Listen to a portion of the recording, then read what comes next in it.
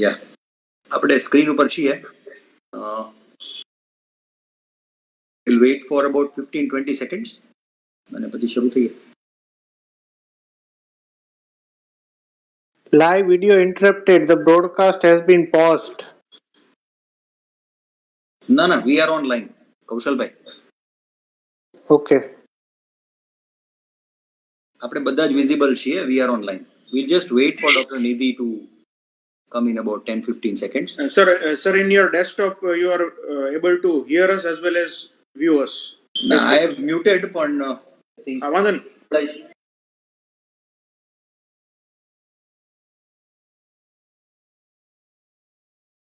તો એમાં છે ના, all is okay. કટ નથી થતો. Audio video is fine. Interrupted નથી. Things are okay. It's fine, sir.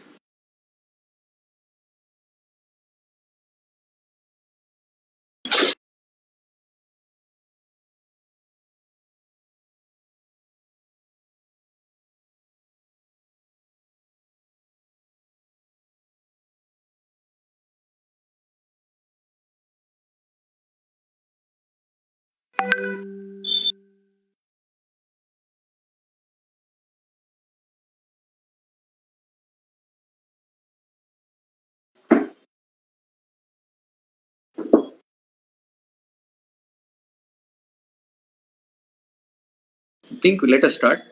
આપણે ગ્રેજ્યુઅલી શરૂ કરીએ.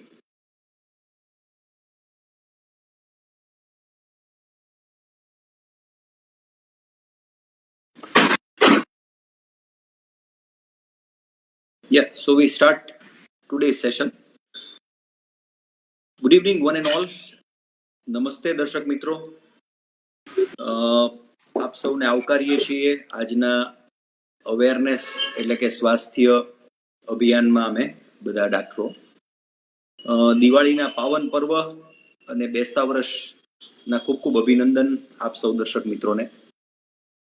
અને આજના અત્યારના આ કોવિડ પેન્ડેમિકના કપરા કાળમાં સાવધાની આપણે બધા જ રાખીએ, સાવચેતી રાખીએ અને આપણા બધાનું સ્વાસ્થ્ય જાળવીએ એવી ખાસ બધાને પહેલા તો શુભકામના.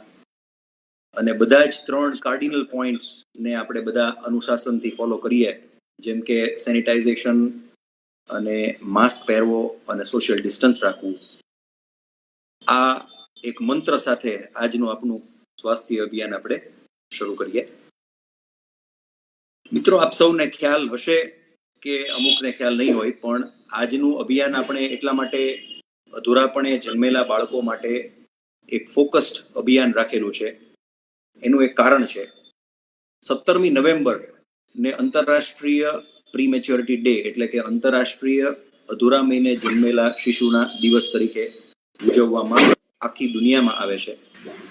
અને ભારતમાં પણ 17મી નવેમ્બરથી 21મી નવેમ્બર સુધી નવજાત શિશુનું વીક તરીકે ઉજવવામાં આવે છે. હવે આનું કારણ એ છે કે આખા દુનિયામાં લગભગ 1.5 કરોડ જેટલા અધૂરા મહિને જન્મતા બચ્ચાઓ હોય છે, કે જેમાંથી માત્ર આપણા દેશમાં 35 લાખથી વધારે અધૂરા મહિને જન્મતા બાળકો હોય છે. આનું તાત્પર્ય એ છે કહેવાનું કે દર 10 બાળકોમાંથી 1 અથવા 2 બાળકો અધૂરાપણે જન્મતા હોય છે, કે જેની સંખ્યા ખૂબ જ એટલા માટે મોટી હોય છે. આ જન્મતા બાળકોમાંના 10 લાખ જેટલા બાળકો અકાળે અવસાન પામે છે પોતાની પ્રીમેચ્યોરિટીને લગતા એક અથવા બીજા કોમ્પ્લિકેશનને કારણે.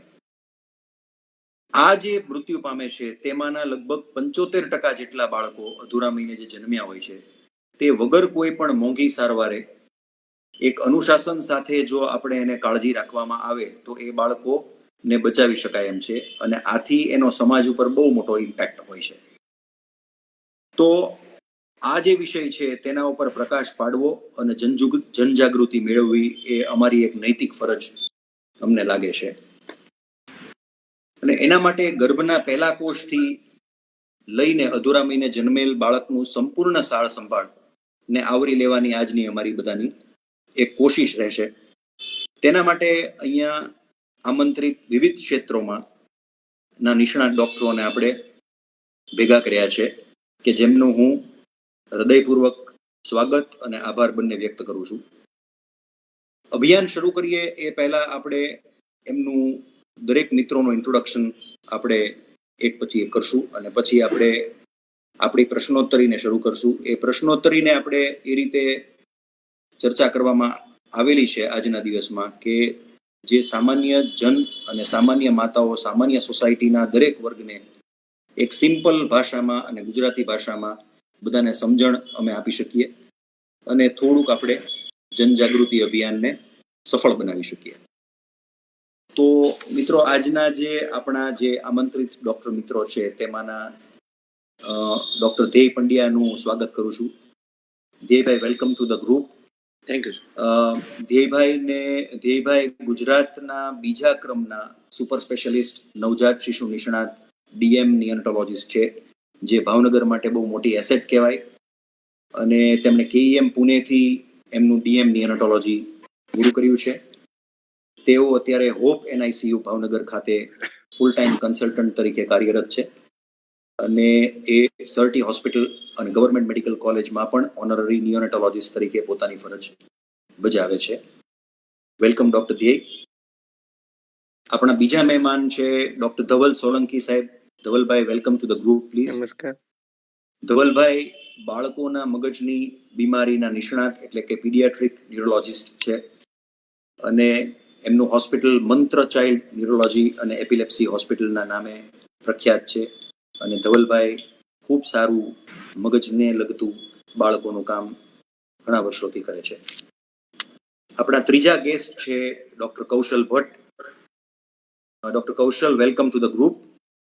કૌશલભાઈ પીડિયાટ્રિક ફિઝિયોથેરાપિસ્ટ છે અને તેમની સ્પેશિયાલિટી એ ડાયરેક્ટર કિડ્સ ફિઝિયોથેરાપી ક્લિનિકના ડાયરેક્ટર છે. એનડીટી પીડિયાટ્રિક્સમાં સર્ટિફાઈડ છે અને સેન્સરી ઇન્ટિગ્રેશનમાં પણ કૌશલભાઈ સર્ટિફાઈડ છે. અને કૌશલભાઈ નવજાત બાળકો તેમજ નાના બાળકોના સ્પેશિયાલિસ્ટ ફિઝિયોથેરાપિસ્ટ પણ છે.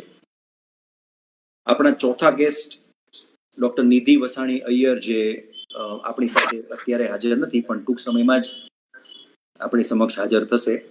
એમને એક ઇમરજન્સી દર્દી પાછળ એમને 10 મિનિટ ટાઈમ લાગે એમ છે, પણ એમને હું ઇન્ટ્રોડ્યુસ તો કરીશ જ. નિધિબેન ઓબ્સ્ટેટ્રિશિયન અને ગાયનેકોલોજીસ્ટ છે ભાવનગરના આપણા. એમણે પોસ્ટ ડોક્ટરલ ફેલોશિપ કરેલી છે રિપ્રોડક્ટિવ મેડિસિનમાં. એ આઈવીએફ એટલે ઇન વિટ્રો ફર્ટિલાઇઝેશન અને ઇનફર્ટિલિટીને લગતા નિષ્ણાત પણ ખરા અને સહજ ગેસ્ટ્રોકેર અને સર્જન ફર્ટિલિટી સેન્ટરના કન્સલ્ટન્ટ અને ડાયરેક્ટર છે. તો નિધિ મેડમ હમણાં ટૂંક સમયમાં જ આપણી સાથે જોડાશે, પણ એમનું હાર્દિક સ્વાગત છે. આ હતું આપણું એક સંક્ષિપ્તમાં આપણા મિત્રોનું ઇન્ટ્રોડક્શન. આપણે આપણું સેશન શરૂ કરીએ છીએ અને એક પ્રશ્નોત્તરી અને એક 1-to-1 કમ્યુનિકેશનની રીતે આપણે આખું અભિયાન આગળ વધારશું.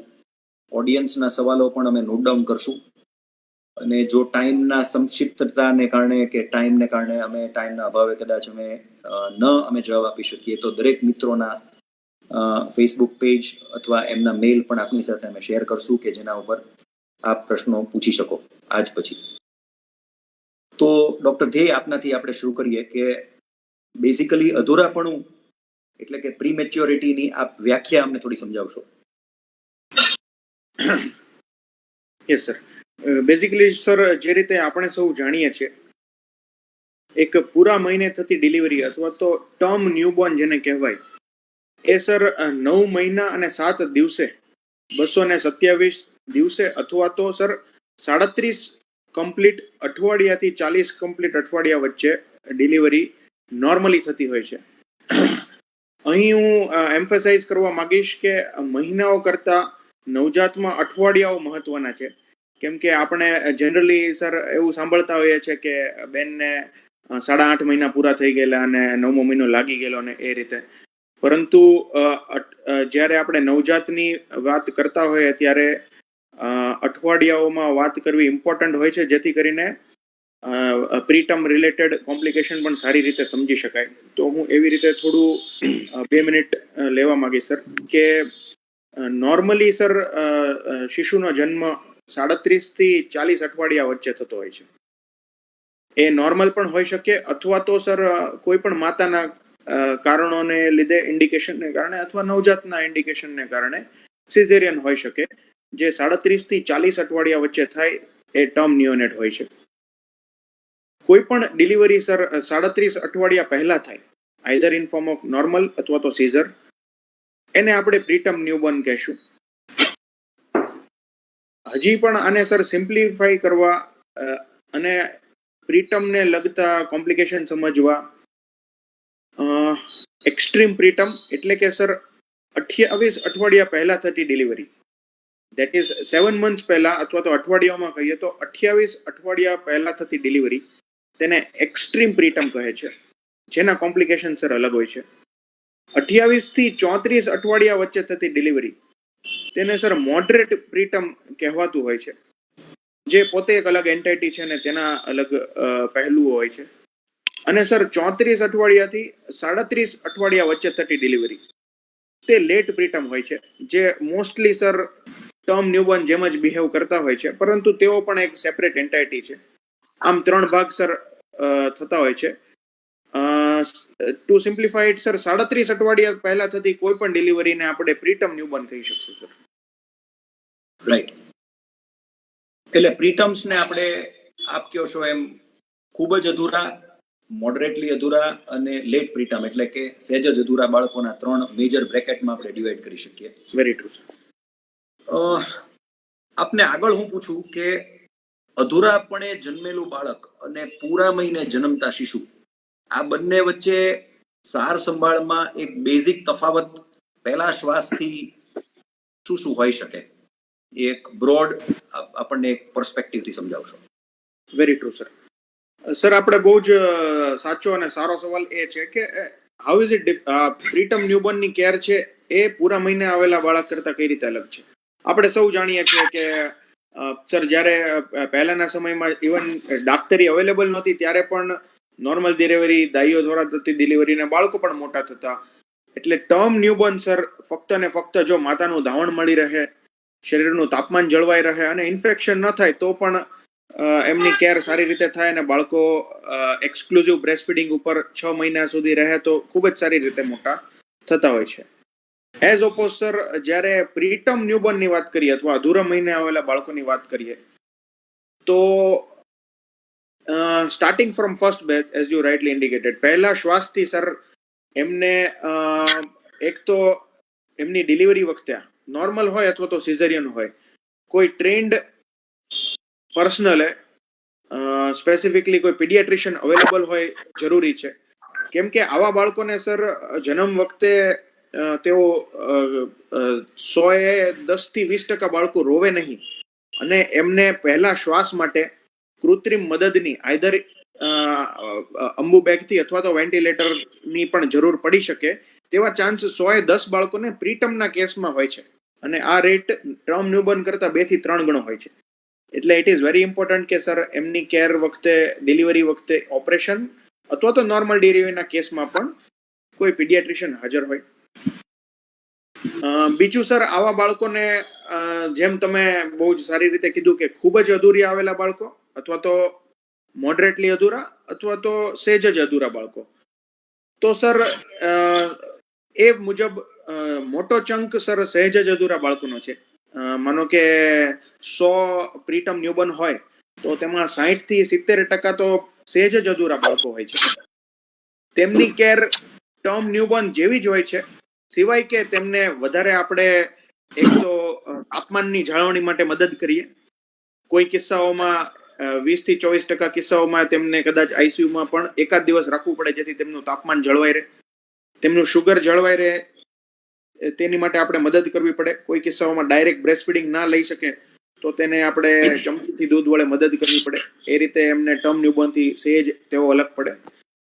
તથા તેમને ઇન્ફેક્શનનું રિસ્ક પણ ટર્મ ન્યૂબોર્ન કરતાં થોડું વધારે હોય છે. એટલે આ બાબતો ખાસ માતાઓએ અને પેરેન્ટ્સે ધ્યાનમાં લેવી રહી કે ઇવન સર બાળકનું વજન સારું લાગે આપણને ડિલિવરી વખતે 2.5 કિલોનું લાગે બાળક, પરંતુ જો એ મોડરેટલી અધૂરું અથવા તો લેટ પ્રીટર્મ હોય અથવા તો સહેજ જ અધૂરું હોય તો તેમને શ્વાસની, શુગરની, જોન્ડિસની, કમળાની, કેમ કે તેમનું લીવર ટર્મ ન્યુબોર્ન કરતા સહેજ ઓછું કામ કરતું હોય તો કમળાનું રિસ્ક વધારે રહે, તથા ઇન્ફેક્શનનું રિસ્ક પણ રહેતું હોય છે.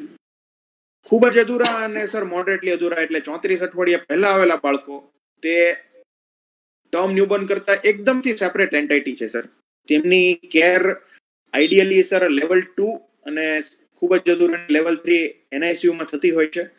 અને તેમને સર ટર્મ ન્યુબોર્ન થી અલગ રીતે, એટલે કે તેમને શ્વાસ માટે, તેમને પોષણ માટે, તેમને ઇન્ફેક્શન થી બચવા માટે અને બીજા પણ ઘણા સપોર્ટની જરૂર પડતી હોય છે.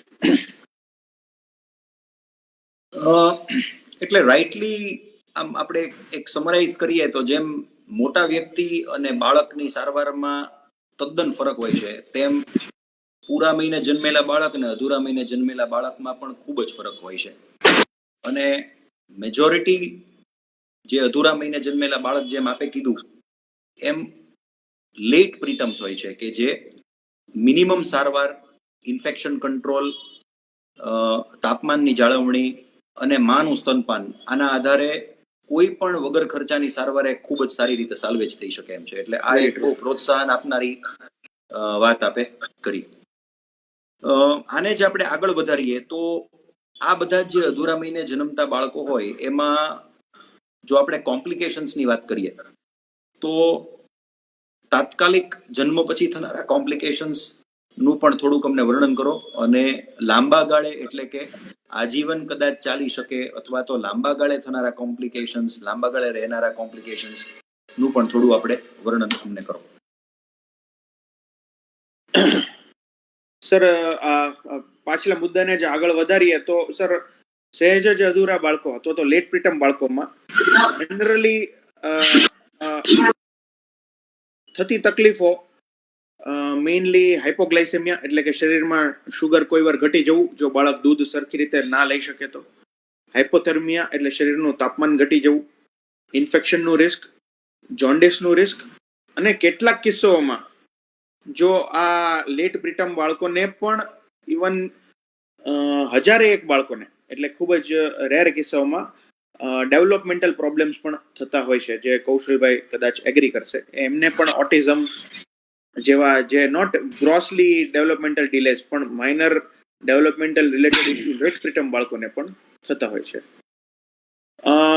સર મહત્વની વસ્તુ, વધારે પડતા અધૂરા બાળકો એટલે કે 1 કિલોથી ઓછા બાળકો અથવા તો 1 થી 1.5 કિલોની વચ્ચેના બાળકોની જે તકલીફો છે એને હું થોડી વર્ણન કરવા માંગીશ. આ બાળકો ઓલ્ધો સર માનો કે 100 ડિલિવરી થતી હોય તો એમાંથી 7 થી 8 જ બાળકો આવા હોય છે, પરંતુ એમને આપણે ઇમ્પોર્ટન્સ એટલા માટે આપીએ કે આજના આધુનિક યુગમાં આ બધા જ કોમ્પ્લિકેશનની સારવાર અવેલેબલ છે, શક્ય છે અને થાય પણ છે, એટલા માટે સર આમને આપણે ઇમ્પોર્ટન્સ આપીએ. તો સ્ટાર્ટિંગ ફ્રોમ બર્થ સર આવા બાળકોને એક તો ન રોવાનું અથવા તો શ્વાસ સારી રીતે ના લઈ શકવાના ચાન્સીસ હોય છે. તેમને સર ડિલિવરી વખતે જ કદાચ સીપેપ મશીન, જે મોટાના બાયપેપ હોય છે તેમ નાના સીપેપ હોય છે, એવી જરૂર પડી શકે. ઇન્ટ્યુબેશન એટલે કે શ્વાસ લેવા કૃત્રિમ શ્વાસની જરૂર પડી શકે, આવા ચાન્સીસ હોય છે. તેમને ટ્રાન્સપોર્ટ વખતે પણ શરીરનું તાપમાન ઘટી જાય, હાઇપોથર્મિયા થાય તેવા ચાન્સીસ હોય છે. શરૂઆતના 24 કલાક સર, પહેલો કલાક ideally starting from first hour it is called golden hour, એટલે કે પહેલો કલાક એ સુવર્ણ કલાક ગણાય. આ દરમિયાન જો બાળકોને સારી રીતે તેમના ફેફસા ફૂલાવી શકાય, તેમને શ્વાસોશ્વાસ આપી શકાય, તેમની રોવાની પ્રક્રિયા પણ સારી કરી શકાય અને તેમનું તાપમાન જાળવી શકાય, તો તેના આઉટકમમાં ખૂબ જ ફેર પડી જતો હોય છે. એસ્પેશિયલી જ્યારે આપણે 1.5 કિલોથી ઓછા બાળકોની વાત કરીએ, તેમને જીવનના પહેલા કલાકની અંદર જ જો સારી અને યોગ્ય સારવાર મળી રહે તો તેમના બચવાના ચાન્સથી માંડીને તેમના લાંબા સમયે થતા આઉટકમમાં ખૂબ જ ફરક પડતો હોય છે. શરૂઆતના સર 24 કલાકની વાત કરીએ તો આવા બાળકોને મેઇનલી સર શ્વાસની તકલીફ એ મેઇન તકલીફ હોય છે. એની માટે તેમને અલગ અલગ મોડાલિટી, જેનાથી બાળકોના શ્વાસના ફેફસા ફૂલાવી શકાય, સરફેક્ટન્ટ દવાઓ કે જેનાથી કૃત્રિમ રીતે બાળકોને શ્વાસના ફેફસાઓ ખોલી શકાય, તે એવેલ્યુએટ. અહીં સર હું એક નાનો એવો કિસ્સો વર્ણવવા માંગીશ કે આજથી ફક્ત 20 વર્ષ પહેલા સર જ્હોન એફ કેનેડી, અમેરિકાના પ્રેસિડેન્ટ, એમને પોતાને સર પ્રીટમ બાળક આવેલું. એ બાળક સર 34 અઠવાડિયા પહેલા આવેલું. અને અમેરિકા જે મહાસત્તા ગણાય અત્યારે તો કદાચ ઓછું, પણ એ વખતે તો એની સામે ટક્કર કોઈ ના લઈ શકતું, એના પ્રેસિડેન્ટના સન સર 4 દિવસ આઈસીયુમાં દાખલ રહ્યા. પણ સર્ફેક્ટન્ટના અભાવે એ બાળકને અનલકીલી સર એ સર્વાઈવ ના થઈ શકેલું, અમેરિકાના પ્રેસિડેન્ટનું બાળક. ત્યારબાદ તો સર આ કિસ્સાના કારણે જે સાયન્ટિફિક ઇન્વેન્શન્સ હતા તેમણે ખૂબ જ વેગ પકડ્યો અને સર્ફેક્ટન્ટની શોધ થઈ. અને અત્યારે સર પ્રાઉડલી કહી શકીએ કે આપણે 500 ગ્રામ જેવડા બાળકો હોય તેને પણ સર્ફેક્ટન્ટ તથા કૃત્રિમ શ્વાસના મશીનો દ્વારા શરૂઆતના 24 કલાકમાં સ્ટેબલાઇઝ કરી શકાતા હોય છે અને એ સારવાર મોટાભાગના સેન્ટરો ઉપર ઉપલબ્ધ હોય છે. આગળ વધીએ સર 24 કલાક પછી, તો સર ઇનિશિયલ કોમ્પ્લિકેશન્સમાં કોઈ વાર રેર કિસ્સાઓમાં મગજનું હેમરેજ થવું, ઇન્ફેક્શન થવું, અર્લી ઓનસેટ સેપ્સિસ જેને આપણી ભાષામાં કહેવાય કે મમ્મીને તાવ હોય, મમ્મીને પાણી છૂટી ગયું હોય, મમ્મીના કાઉન્ટ્સ હાઈ હોય, આવા કિસ્સાઓમાં નાના બાળકોને માના પેટમાંથી ઇન્ફેક્શન થવું, આવા રિસ્ક શરૂઆતના 24 થી 48 કલાકમાં રહેતા હોય છે. જો બાળક આ તબક્કો સારી રીતે કાઢી નાખે શરૂઆતના 48 થી 72 કલાકનો, તો સર શ્વાસની તકલીફોને એ બધી ધીરે ધીરે ઓછી થતી હોય છે. એની પછી પોષણને રિલેટેડ કેર આવતી હોય છે, જેમાં આપણે ઘણા બાળકો ડાયરેક્ટ દૂધ ટોલરેટ ના કરી શકે. પૂરા મહિને જન્મેલું બાળક અથવા તો થોડું જ અધૂરું બાળક ડાયરેક્ટ મમ્મીની છાતીએ લાગી શકે છે, દૂધ દવડાવી શકે છે. પરંતુ એનાથી અધૂરું બાળક હોય, 34 વીક્સથી પહેલા આવેલું, ખાસું એવું અધૂર્યું, એ ડાયરેક્ટ દૂધ ના લઈ શકે તો તેને નળીથી દૂધ ઘણીવાર આપવું પડતું હોય છે. અને ખૂબ જ અધૂરા બાળકના કિસ્સામાં સલાઈન અને ટીપીએન જેને આપણી ભાષામાં કહીએ, ટોટલ પેરેન્ટલ ન્યુટ્રિશન, તે પણ ચાલુ કરવું પડતું હોય છે, જેથી કરીને બાળક માના દૂધથી અવેજીમાં પણ એને કાર્બોદિત, પ્રોટીન અને વિટામિન્સ મળી રહે તે માટેના પ્રયત્નો કરવા પડતા હોય છે. જો આ તબક્કો બાળક સારી રીતે કાઢે સર, તો લેટ કોમ્પ્લિકેશન્સ ઓછા હોય છે, જેમાં મેઇનલી સર ઇન્ફેક્શનના ચાન્સીસ અને સર ખૂબ જ અધૂરા બાળકોના કિસ્સામાં, એટલે કે જે 103% બાળકો હોય છે જે એક્સ્ટ્રીમ પ્રીટમ હોય છે, 1 કિલોથી નાના બાળકો, તેને સર લાંબા ગાળે બીપીડી જેને આપણી ભાષામાં કહે છે, અથવા તો નાના બાળકોનો ફેફસાનો દમ તેવી તકલીફ, ન્યુરો ડેવલપમેન્ટલ તકલીફ એટલે કે નાના બાળકોના દિમાગી રિલેટેડ તકલીફ, જે રેર છે છતાં પણ પોસિબલ છે. તથા બીજું સર મેઇનલી આરોપી એટલે કે આંખના પડદાની તકલીફ તથા કાનની તકલીફ, આનું ચાન્સીસ રહેતા હોય છે, જેની યોગ્ય સમયે તપાસ કરતી રહેવી જરૂરી છે. એટલે ડોક્ટર ધ્યેય આપે જણાવ્યું એને જો સંક્ષિપ્તમાં આપણે સમજીએ તો પહેલા શ્વાસથી લઈને પહેલા તબક્કામાં શ્વાસની તકલીફો થઈ શકે, પછીના અમુક સમયમાં એમને મગજને લગતી તકલીફો થઈ શકે જે આપે જણાવ્યું, અને બીજા અઠવાડિયાની આજુબાજુ એને આંતરડાની, અપાચનની અથવા તો ટોલરન્સ ન થાય, માતાનું સ્તનપાન, એવી તકલીફો થઈ શકે. અને આ બધા જ સમય દરમિયાન ક્યાંય પણથી ઇન્ફેક્શન લાગવું એ એક અધૂરા બાળકની એક તકલીફ ગમે ત્યારે એને પડી શકે. એટલે આ 4-5 ચેલેન્જીસ છે કે જેમાં અગત્યની વાત એ કરી કે શ્વાસને થનારા કોમ્પ્લિકેશન્સને આપણે જે સર્ફેક્ટન્ટ નામનું દ્રવ્ય છે એ હવે એમાં ઘણું બધું સુધારો કરી શકે.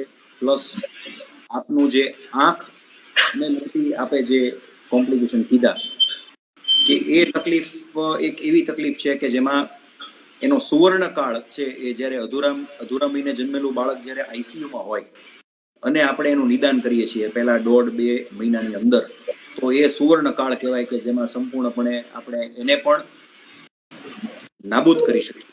આ વિશે કઈ તમારે ઉમેરવું છે? સર મેઇનલી જે આપણે વાત કરી ખૂબ જ ઇમ્પોર્ટન્ટ છે કે સર આજના યુગમાં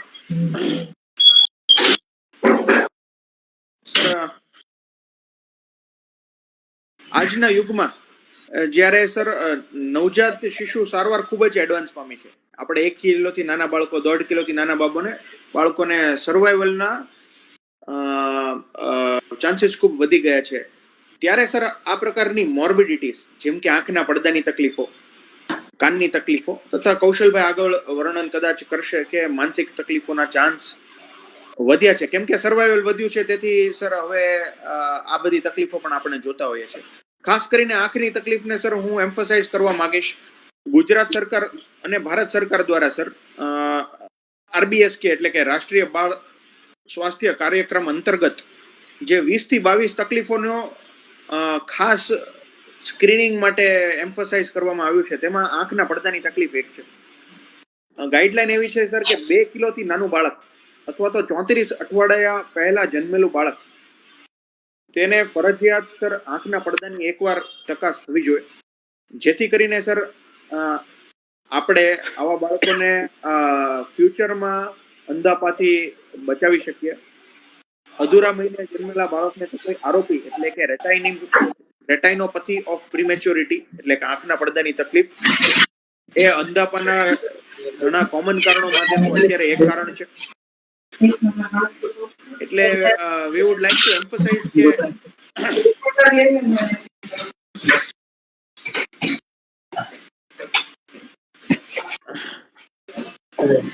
we would like to emphasize કે આરોપી એ પણ emphasize કરીએ. નિધિબેન is on live, sir. Yeah, Dr. Nidhiben, welcome.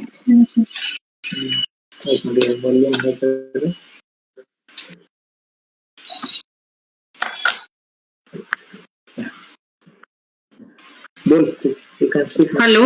Yeah, Dr. Nidhiben, welcome. Yeah, thank you. Sorry for the delay. We are grateful કે આપ આપની ઇમરજન્સીમાંથી આપની પાસે ટાઈમ પાછો કાઢીને અમારી સાથે જોડાયા છો અને you are not late, you are very much in time.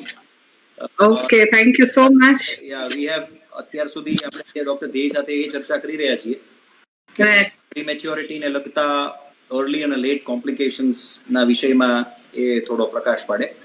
એટલે once we are done with those questions હું આપના તરફ આવું છું. Sure. Thank you. Yeah. Yeah, please continue, Dev. Just to summarize, sir, કે આંખના પડદાની તપાસ 2 કિલોથી ઓછા બાળકોમાં, 34 અઠવાડિયાથી ઓછા બાળકોમાં ખૂબ જ જરૂરી છે. કાનની તપાસ sir in fact AP recommendation, American recommendation તો દરેક બાળકનું છે કે દરેક બાળકના કાનની તપાસ થવી જોઈએ.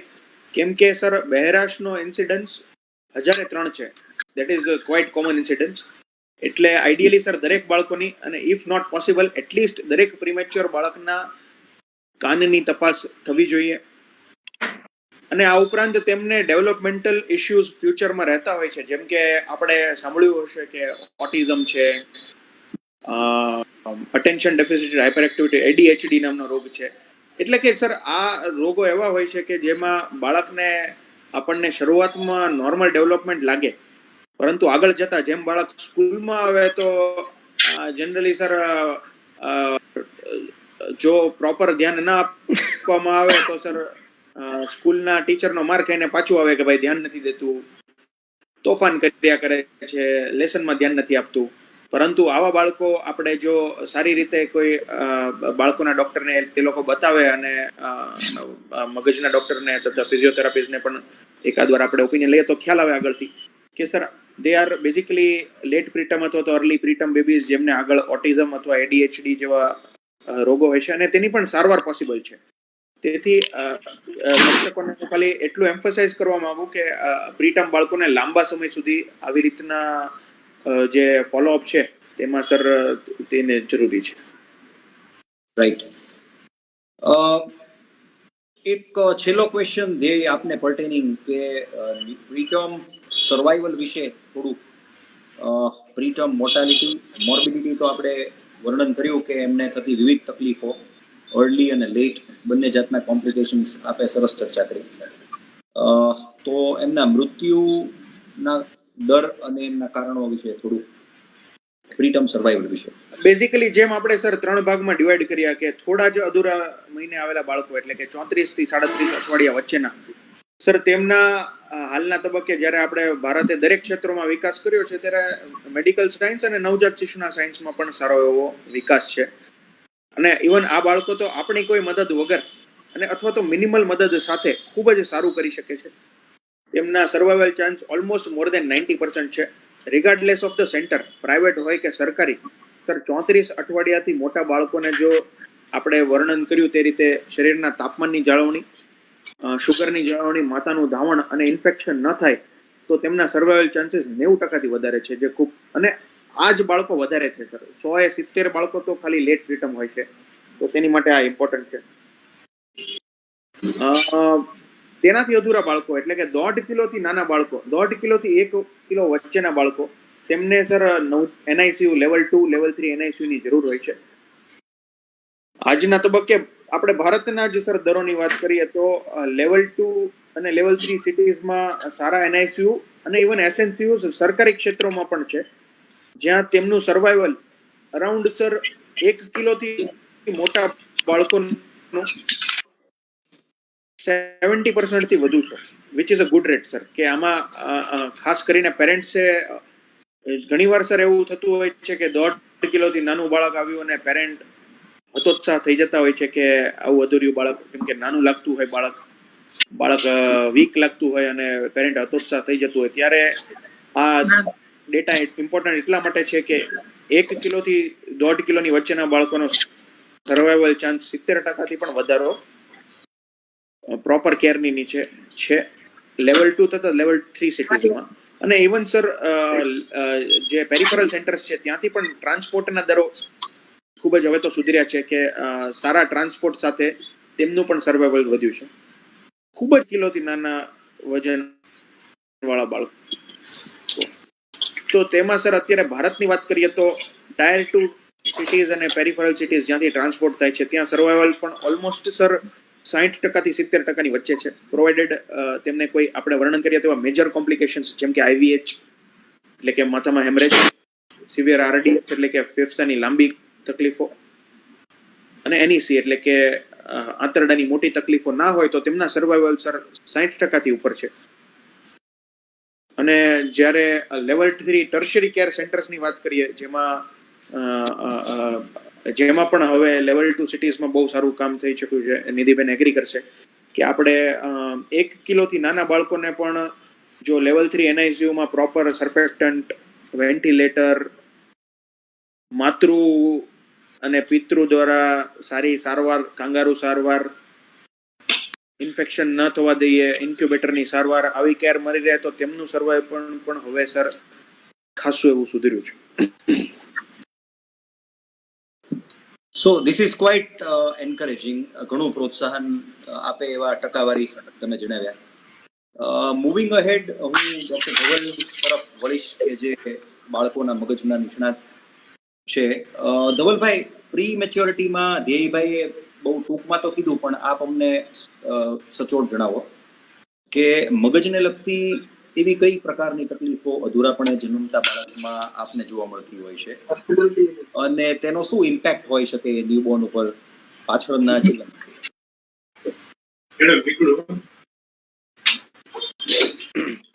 આનંદભાઈ, મારો અવાજ આવે છે ને બરાબર? Yes, audible. જેમ જયભાઈએ વાત કરી એમ આનંદભાઈ, મેઇન તો અત્યારના લેવલ 2 અને લેવલ 3 NICU ઇન્ડિયામાં ખાસ કરીને બહુ જ ખૂબ જ સારી સારવાર આપે છે. તેથી કરીને આપણને સેરેબ્રલ પાલ્સીનો જે રેટ કહીએ છીએ એ વધારે જોવા મળે છે. પેલા જેમ જયભાઈએ વાત કરી એ પ્રમાણે કે આજથી 20-25 વર્ષ પહેલા આ કેર નથી મળતી, એટલે એ બાળકો મૃત્યુ પામતા હતા. અનફોર્ચ્યુનેટલી આપણે એને સર્વાઈવ નતા કરી શકતા. હવે આપણે એને સર્વાઈવ કરીએ છીએ એટલે આપણને વધારે ને વધારે કેસ સેરેબ્રલ પાલ્સીના, જેને બાળ લકવા કહીએ છીએ, એ જોવા મળે છે. હું જયભાઈ સાથે એગ્રી થાઉં છું કે મોસ્ટ ઓફ ચાઇલ્ડ ને આપણે સર્વાઈવ કરીએ છીએ, એટલે કે આપણે એને બચાવી શકીએ છીએ, બરાબર. એમાંના અમુક ટકા જ બાળકો છે કે જેને આપણે બચાવીએ છીએ અને છતાં એને તકલીફ રહી જાય છે. તો એવા ક્યાં બાળકો કહેશું આપણે? તો કે અધૂરા મહિને, પણ ખૂબ જ અધૂરા મહિને અને ઓછો વજન. દાખલા તરીકે કે 32 અઠવાડિયાથી એનું ગેસ્ટેશન ઓછું છે, એટલે હવે મહિનાની ગણવાના પણ અઠવાડિયા ગણવાના, જે ખૂબ જ અગત્યની વાત ધ્યેયભાઈએ કરી. અને વજન તો કે 1250 ગ્રામથી ઓછો હોય તો એવા બાળકોને બાળ લકવા એટલે કે સેરેબ્રલ પલ્સી થવાના ચાન્સીસ છે. અલગ અલગ સ્ટડીમાં અલગ અલગ છે, પણ ઓન એન એવરેજ 18 થી 20%, એનાથી વધારે નહીં. તો આપણે એનું પોઝિટિવ સાઈડ જોવાની છે કે 80% બાળકોને સેરેબ્રલ પલ્સી નથી થતી અને સરસ એમનું સર્વાઈવલ એટલે કે મોર્ટાલિટી અને મોર્બિડિટી બંને આપણે ઘટાડી શકીએ છીએ. બરાબર. જે 20% કે 18%માં આપણે નક્કી કરીએ છીએ કે આને સેરેબ્રલ પાલ્સી થવાની છે, એના માટે આપણી પાસે પ્રોગ્નોસ્ટિકેટિક માર્કર એટલે કે આપણે અગાઉથી જાણી શકીએ કે ભાઈ આને ચાન્સ છે. બરાબર. આપણી પાસે સોનોગ્રાફી એટલે કે મગજની સોનોગ્રાફી નાના બાળકોમાં થઈ શકે, કારણ કે એમનું તાળવું જે અહીંયા હોય એ ઓપન હોય, એક બેનિફિટ છે. જરૂર પડે તો આપણે ન્યુરો ઇમેજિંગ કરી અને જાણી શકતા હોઈએ છીએ. અને ઘણા ક્રાઇટેરિયા છે સાયન્ટિફિક, જેને આપણે સારનેટ એન્ડ સારનેટ ક્રાઇટેરિયા કહીએ છીએ, કે પ્રીટમ બાળકોમાં હાઇપોક્સિયા અને જન્મ તરત રોવે નહીં એના કારણે તકલીફ થઈ શકે. જેમ દેવભાઈએ વાત કરી કે ટર્મ બાળકો એટલે કે પૂરા મહિના કરતા અધૂરા મહિના બાળકોમાં એ ચાન્સીસ વધારે રહેતા હોય છે, જેને આપણે હાઇપોક્સિક ઇસ્કેમિક એન્કેફેલોપેથી HIE તરીકે ઓળખીએ, કે જન્મ પછી બાળક રોવે નહીં એટલે કૃત્રિમ રીતના એને શ્વાસોશ્વાસની ક્રિયા અથવા વેન્ટિલેટર ઉપર રાખવું પડે. કુદરતી રીતના એ પોતાની શ્વાસોશ્વાસની ક્રિયા ના લઈ શકે, એટલે લોહી અને ઓક્સિજન નો અભાવ એના મગજમાં પડે અને એના કારણે મગજમાં તકલીફ થાય. હું આપને આનંદભાઈ જણાવીશ કે મગજ એક એવું છે જે માતાના ગર્ભમાં રહી અને વિકાસ પામતું હોય છે. દાખલા તરીકે 40 અઠવાડિયા જો એ બાળક માતાના ઊંઘમાં રહે તો એનો મગજનો વિકાસ છે, એની આપણે કમ્પેર કરીએ કે અધૂરા મહિને બાળક હોય તો કેટલું રહે, તો ઓનલી 2/3 હોય. એટલે 1/3 ડેવલપમેન્ટ છે એ છેલ્લા 4 અઠવાડિયામાં થાય. ત્યારબાદ પણ બાળકનો જન્મ થઈ જાય પછી એને આપણે પોઝિટિવ રીતના કન્સિડર કરવું જોઈએ કે બાળકનું મગજ છે એ ડેવલપ થતું જાય 2 વર્ષ લગીન, અને 95% મગજનો વિકાસ છે એ પેલા 2 વર્ષમાં થાય. પછી ગતિ એની થોડીક ઘટે અને 5 વર્ષે ઓલમોસ્ટ એ એડલ્ટ જે બ્રેઇનનો વેઇટ હોય એની નિયર આવી જાય, એટલે કે મગજની આપણે ઘનતા માપીએ. બરાબર.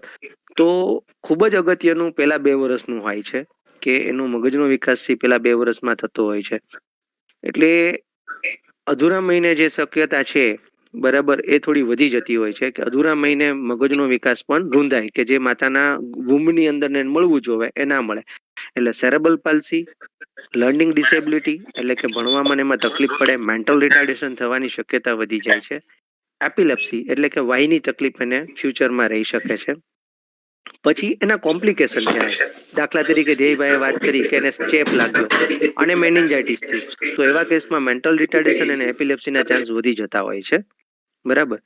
પછી એને કમળો થયો, જો એને લેવલ 2 લેવલ 3 સારામાં સારી સારવાર મળી તો હવે એ રેટ ઘટતો જાય છે, જેને અમે કર્નિક ટેરસ તરીકે ઓળખીએ છીએ. એટલે કે કમળો થાય એના પછી બાળકને મગજમાં તકલીફ થાય, એને કર્નિક ટેરસ કહેવાય. હવે એની શક્યતા ખૂબ જ ઘટી ગઈ છે, કારણ કે સાયન્ટિફિક ઇન્વેન્શનના કારણે ડબલ સરફેસ રેડિયોથેરાપીની સારવાર લેવલ 2 લેવલ 3માં અવેલેબલ થઈ ગઈ છે, એટલે ખૂબ જ સરસ રિઝલ્ટ મળે છે. ખૂબ જ ઓછા કેસમાં હવે ડબલ એક્સચેન્જ કરવું પડતું હોય છે. જ્યારે અમારી રેસિડેન્સી ડેના ડેમાં અમે જેટલા એક્સચેન્જ કર્યા છે એ પણ ઘટવા માંડ્યા હતા. જ્યારે અમે R3 થયા ત્યારે જ ઘટી ગયા. એટલે કે અમારે ટ્રેનિંગના 3 તબક્કામાં છેલ્લા તબક્કામાં અમારે એક્સચેન્જ કરવાના ખૂબ ઘટી ગયા છે. એ જ રીતના મારી 8 વર્ષની પ્રેક્ટિસમાં ધીરે ધીરે કર્નિક ટેરસના ચાન્સ ઘટતા જાય છે, અને એ NICU 2 અને 3ના કારણે ઘટે છે. પણ અમુક કેસમાં અત્યારના પણ બને છે કે કમળાના કારણે એના મગજમાં નુકસાની થાય અને એને બાળ લકવા થાય. એટલે બાળ લકવાના મેઇન 2 કારણો છે. એક હાઇપોક્સિક ડેમેજ એટલે કે જન્મ પછી તરત થાય, એ ટર્મ બાળકોમાં પણ થાય અને પ્રીટમમાં પણ થાય છે. જે બાળકો 32 અઠવાડિયાથી ઓછું ગેસ્ટેશન ધરાવતા હોય છે અને 1250 ગ્રામથી ઓછો વજન હોય છે, એમાં ઇનહેરિટન્સ આપણે જે ગણ્યું ઓન એન એવરેજ 20% એને બાળ લકવા થવાના ચાન્સ રહે. પછી જયભાઈએ વાત કરી કે લેટ પ્રીટમ, કે જે 34 થી 37 અઠવાડિયાની વચ્ચે હોય છે, એને ન્યુરો ડેવલપમેન્ટલ ડિસઓર્ડર થાય, જેને આપણે ADHD એટલે કે ચંચળપણું, બાળક એક જગ્યાએ બેસે નહીં, દોડમ દોડ કર્યા કરે. બધા બાળકો આવું કરતા જ હોય છે, પણ જો 5.5 વર્ષ પછી પણ આને આ જ ક્રિયા રહે કે ચંચળતા ખૂબ વધે, સ્કૂલમાં બાલ મંદિરમાં એક જગ્યાએ બેસે નહીં, કોઈની વાત સાંભળે નહીં, બરાબર, અને એ હોશિયાર હોવા છતાં પણ ધ્યાન ન દોરી શકે, તો એને ADHD કહેવાય. હું તમને એવા 2 સાયન્ટિસ્ટના નામ આપીશ કે જેથી તમને વધારે ખ્યાલ આવશે. દાખલા તરીકે આઇન્સ્ટાઈન એ પ્રીટમ હતા અને એને ADHD હતું. એને 9 વર્ષ લગીન છે ને સ્કૂલમાં કોઈ રાખ્યા જ નતા, કે ઈ બેસે જ નહીં એક જગ્યાએ. સો ઓલ્ધો હી ઇઝ વેરી ઇન્ટેલિજન્ટ, બરાબર, આમ તો આ આખી સદીમાં સૌથી ઇન્ટેલિજન્ટ માણસ કહી શકાય એવા ડોક્ટર આઇન્સ્ટાઈન હતા, એ પ્રીટમ હતા, બરાબર. એવી જ રીતના Newton, he is also a scientist and he was also preterm, બરાબર, કે એ પણ અધૂરા મહિને જ જન્મેલા હતા, બરાબર. તો એમને ખૂબ જ તકલીફ ઇનિશિયલ ડેઝમાં પડતી હોય, પછી એ ધીરે ધીરે ધીરે નોર્મલ થાય. તો આ ન્યુરો ડેવલપમેન્ટલ ડિસઓર્ડર કહેવાય, જેમાંનું એક ADHD, બીજું ઓટિઝમ. ઓટિઝમ છે એ પણ પ્રીટમ બાળકોમાં લેટ પ્રીટમ બાળકોમાં વધારે જોવા મળતું હોય છે. અત્યારના કોઈ આપણી પાસે સાયન્ટિફિક ઠોસ પુરાવા નથી કે કેમ એમાં એ વધારે જોવા મળે છે, બરાબર. પછી કોમ્પ્લિકેશનની વાત કરીએ તો ઇમિડિયેટ કોમ્પ્લિકેશન છે એ હેમરેજિક ડિસીઝ ઓફ ન્યૂબોર્ન, કે સ્પોન્ટેનિયસ ઇન્ટ્રાવેન્ટ્રિક્યુલર હેમરેજ થઈ જાય નાના બાળકોમાં. જેમ મેં વાત કરી એમ કે માતાના વૂમમાં જો એ 40 અઠવાડિયા રહે, 37 થી 40, તો એની મગજની નસ જે લોહી પહોંચાડતી હોય એ બરાબર બની ગઈ હોય. જો એ અધૂરા મહિને હોય, ખાસ કરીને જે બાળક છે 28 અઠવાડિયાથી નાનું હોય, બરાબર, એને વધારે ચાન્સ રહેતા હોય છે પહેલા 5 થી 6 દિવસમાં, વધીને 7 દિવસમાં એને મગજમાં હેમરેજ થઈ જાય. જેમ એનું જેસ્ટેશનલ વધારે 30 થી 32 અઠવાડિયે, તો એના ચાન્સ ઘટતા જાય. લેટમાં લેટ આવા બાળકોને 3 મહિનાથી લઈને 6 મહિના લગીનમાં હેમરેજ થઈ શકે. એટલા માટે જ આપણે એનો પ્રોટોકોલ, એટલે કે એને ડિટેક્ટ કરવાનો પ્રોટોકોલ ન્યુરો ઇમેજિંગથી USGAF થી કરતા હોઈએ છીએ. એટલે આ એક કોમ્પ્લિકેશન થોડુંક તકલીફદાયી છે. જેને હેમરેજ થઈ જાય છે એમને તો ચોક્કસ તકલીફ રહે છે, બાળ લકવા અને એક બાજુ પેરાલાઇસિસ રહે, અથવા એને વાયની તકલીફ જિંદગી ભર રહી જાય, બરાબર. તો આને પણ આપણે વધારે અગત્યનું અને પ્રિવેન્ટ કરી શકીએ એવું એક પાસું છે, બરાબર, કે જેને આપણે મોનિટરિંગ દ્વારા પ્રિવેન્ટ કરતા હોઈએ છીએ. એટલે કે ઇન્ટ્રાવેન્ટ્રિક્યુલર હેમરેજ થઈ જાય તો એની સર્જરી કરી શકાય છે, બરાબર, અને એ જૂજ કેસમાં જ જરૂર પડતી હોય છે. ત્રીજું અગત્યની વસ્તુ છે તો કે હિયરિંગ, જેમ જયભાઈએ વાત કરી કે દરેક NICU ગ્રેજ્યુએટ, કે એમાં ટર્મ હોય કે પ્રીટર્મ હોય, એટલે કે અધૂરા મહિને હોય કે પૂરા મહિને હોય, આનંદભાઈ, પણ આપણી દરેક કેસમાં ખાસ કરીને કાનના નસની તપાસ કરવી જ જોઈએ, બરાબર. એમાંય કમળો હોય, મગજનો ચેપ લાગ્યો હોય, એને એવી કોઈ એન્ટીબાયોટિક દવા દેતા હોય કે જેના કારણે કાનની નસ અને કિડનીમાં તકલીફ થઈ શકે, બરાબર, અને છતાં આપણે દેવી પડતી હોય એને બચાવવા માટે, તો એવા કેસમાં તો ખાસ અચૂક માતા પિતાએ નિયોનેટોલોજીસ્ટની સલાહ માનીને આ ટેસ્ટ કરવો જ જોઈએ. અને લેટમાં લેટ 6 મંથ, એના પછી આપણે કરીએ તો આપણે લેટ છે, કારણ કે કોક્લિયર ઇમ્પ્લાન્ટ, અને જેમ ધ્યેયભાઈએ વાત કરી એમ અત્યારના તો RSVP જે સરકારી યોજના છે, એ યોજનામાં જ તે બાળકોનું ફ્રીમાં કોક્લિયર ઇમ્પ્લાન્ટ થઈ જાય છે, બરાબર, જેનો પ્રાઇવેટમાં ખર્ચો 2.5 લાખથી લઈને 5 લાખ જેવું પેકેજ અને જેવું ઇન્સ્ટ્રુમેન્ટ તમે લગાડો, બરાબર. પણ એ આપણે પ્રિવેન્ટેબલ છે, અને કદાચ આપણે ડિટેક્ટ કરીએ તો એને આપણે ક્યોર કરી શકીએ છીએ. આંખ માટે આપણે અનફોર્ચ્યુનેટ છે કે એક વખત આરોપી થઈ જાય અને અનડિટેક્ટેડ રહે તો પછી તકલીફ થતી હોય છે. એમાં અમે VEP કરતા હોઈએ છીએ, વિઝ્યુઅલ ઇવોક પોટેન્શિયલ, અને એનાથી જાણતા હોય છે કે ભાઈ એને એમ્બ્લાયોપિયાના ચાન્સીસ કેટલા છે. એને થેરાપી, જે કૌશલભાઈ કહેશે કે એ થેરાપી કરવાથી એને કેટલું વિઝ્યુઅલ સ્ટિમ્યુલેશન આપવાથી ફાયદો થાય છે. અધરવાઇઝ એ પરમાનન્ટ બ્લાઇન્ડનેસમાં કન્વર્ટ થઈ જતું હોય છે, અને આપણી પાસે અત્યારના કોઈ એની સારવાર નથી, બરાબર. એટલે આનંદભાઈ આ વસ્તુ વધારે અગત્યની છે.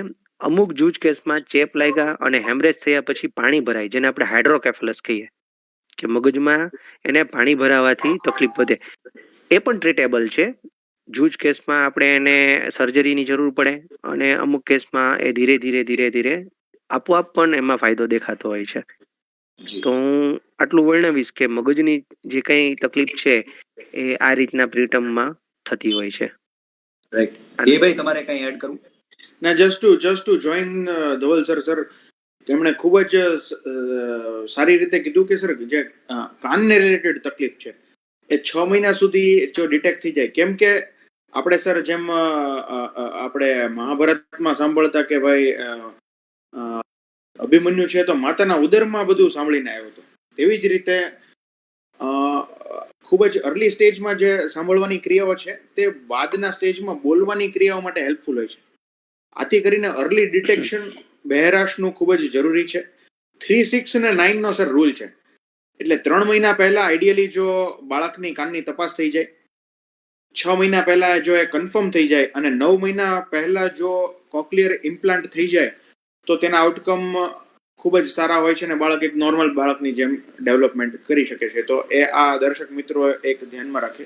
બીજું આરઓપી રિલેટેડ પણ જે સરે કીધું કે જો અર્લી ડિટેક્શન થાય, એક સર ખાલી એડ કરવા માંગીશ કે જો આપ સર એગ્રી કરશો એમાં કે અર્લી ડિટેક્શન થાય અને જો લેઝર થેરાપી તથા એન્ટી VEGF થેરાપી એટલે આંખના ગ્લોબની અંદર જે ઇન્જેક્શન આપતા હોય છે તે હવે આપણા સારા નસીબે ભાવનગરની અંદર પણ અવેલેબલ છે તપાસ તથા સારવાર.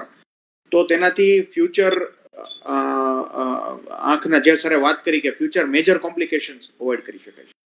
ના, Right, ચોક્કસ sir. બરાબર છે. ધવલભાઈ, એડિંગ ટુ ધીસ, એક પ્રશ્ન એ કે ન્યુરો ઇમેજિંગનું આપના પ્રીટર્મ અધૂરા બાળકોને અનુલક્ષીને કેટલું ઇમ્પોર્ટન્સ, એટલે બંને વસ્તુ ન્યુરોસોનોગ્રામ તેમજ MRI. ન્યુરો ઇમેજિંગ જે આપણી પાસે અવેલેબલ છે, આઈ થિંક સો કે દરેક હવે તાલુકા લેવલે પણ અવેબિલિટી વધી છે, બરાબર. તો આપણી પાસે 3 વસ્તુ છે. એક તો કે સોનોગ્રાફી, જે એકદમ કન્વિનિયન્ટ છે અને આપણે NICU માં જ છે કે બાળકને ક્યાંય ફેરવવાની જરૂર ના પડે અને ત્યાં આપણે કરી શકીએ. જે લેવલ 2 અને લેવલ 3 NICU માં તો હાલના તબક્કે અવેલેબલ છે અને ભાવનગર ફોર્ચ્યુનેટ છે કે ભાવનગરના સારા NICU માં આ ફેસિલિટી અવેલેબલ છે. સેકન્ડ છે CT સ્કેન, જે આપણે અર્જન્ટ કરાવી શકીએ, અને ત્રીજું છે MRI બ્રેન.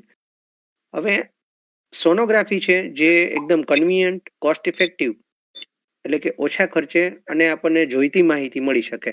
ખાસ કરીને આનંદભાઈ આપણે છે ને પ્રીટર્મ બાળકોમાં